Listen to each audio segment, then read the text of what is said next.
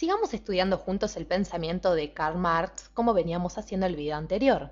Recordemos que en el video anterior hablábamos de la división del trabajo que aparecía como consecuencia de la necesidad de los hombres de salir al mundo a relacionarse entre sí. En esta relación con los otros va a surgir entonces lo que Marx llamaba conciencia social, que ayudaba, como veíamos, según él, al desarrollo y progreso de la historia. Y a medida que se desarrollaban los lazos sociales, iba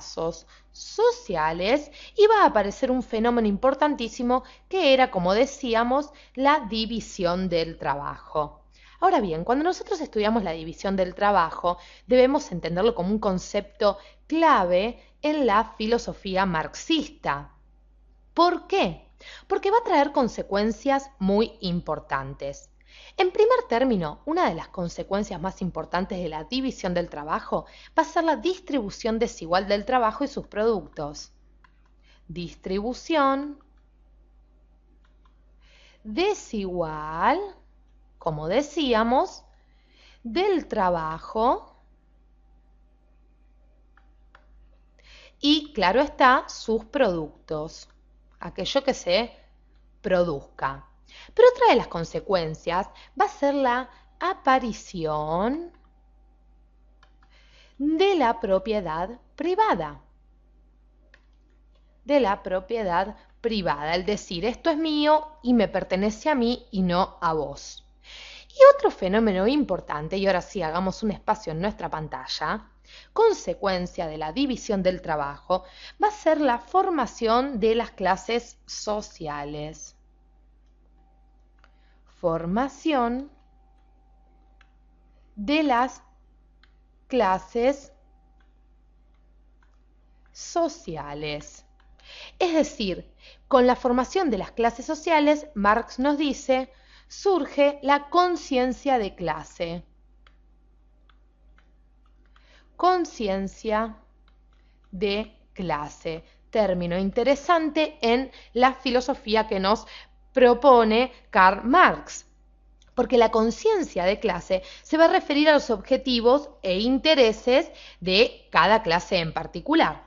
Inclusive Marx desarrolla, les cuento, toda su teoría de la historia de la sociedad humana bajo esta premisa de la lucha de clases. Y esta lucha de clases es ni más ni menos que la lucha de opresores versus oprimidos. Lucha de clases, entonces, es la lucha de los opresores contra los oprimidos.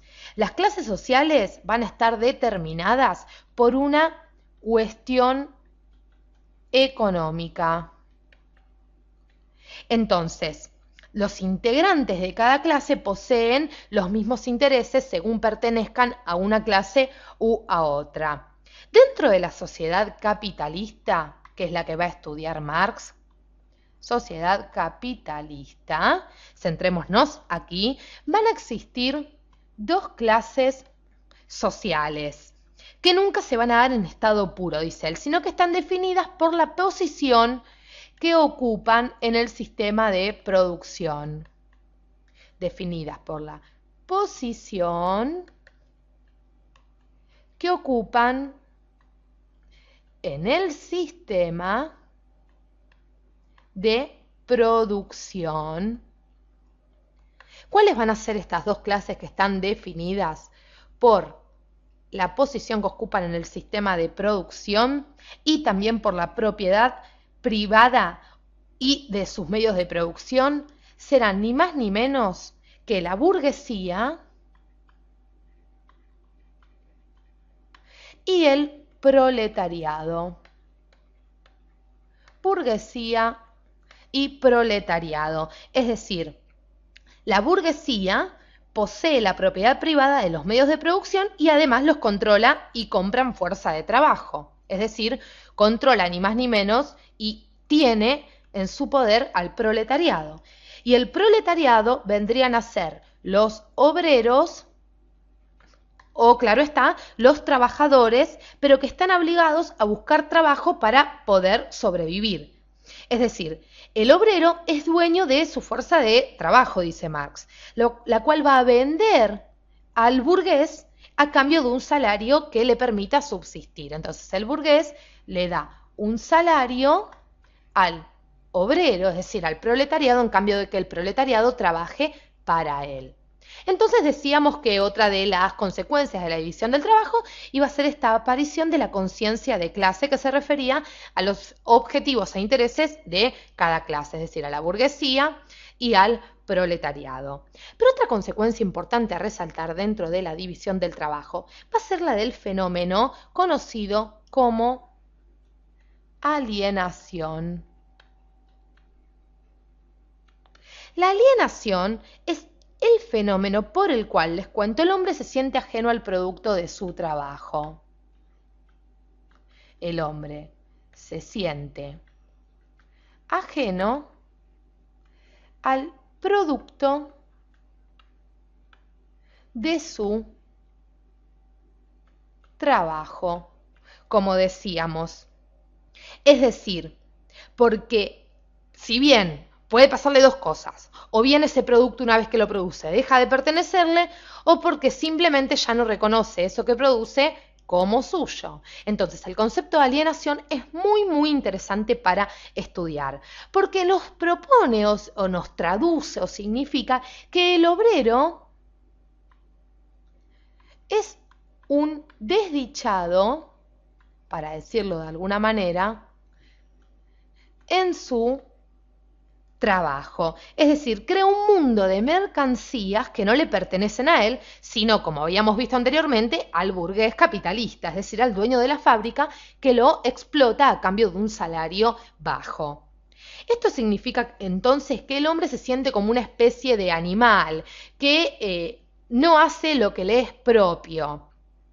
Y para hablar de la alienación, entonces, y para que nos quede un poquito más en claro, vamos a hablar de las tres formas diferentes de alienación que podemos encontrar. Vamos a hacer un espacio en nuestra pantalla para hablar de estas tres formas diferentes de alienación.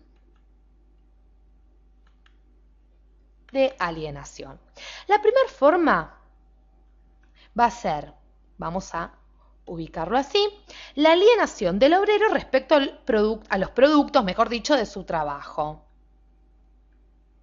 La alienación del obrero respecto a los productos de su trabajo.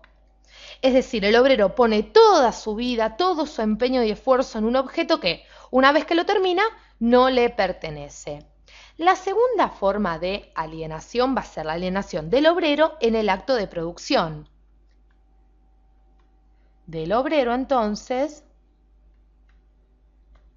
en el acto de producción, como decíamos hace segundos. Es decir, en la actividad productiva, para que ustedes entiendan, el obrero se va a sentir extraño y a disgusto con lo que está haciendo. Es decir, trabaja forzadamente.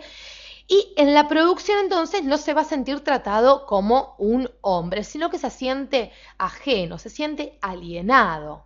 Y la tercera forma de alienación es la alienación del hombre respecto del género humano. La alienación del hombre respecto del género humano. Es decir, por medio del trabajo alienado, el hombre se hace extraño a la naturaleza porque la destruye para producir y también se hace extraño a los demás hombres porque entra con ellos en una competencia, como dice Marx, desleal. Entonces vemos como el hombre no solo se aliena dentro de su trabajo, dice Marx, sino que se empieza a alienar, con todas las relaciones humanas que hay en su vida, con su familia, con sus amigos, se siente alienado en los momentos en los que se debe divertir. Es decir, el hombre que trabaja en condiciones de alienación se relaciona para Marx de forma alienada con todo lo demás. Esto entonces, este concepto de alienación es muy interesante para poder comprender la filosofía de este señor que estamos estudiando, que es ni más ni menos que Karl Marx. Gracias por acompañarnos hasta aquí y sigamos estudiando juntos más, si se quiere, teorías de la filosofía. Muchas gracias.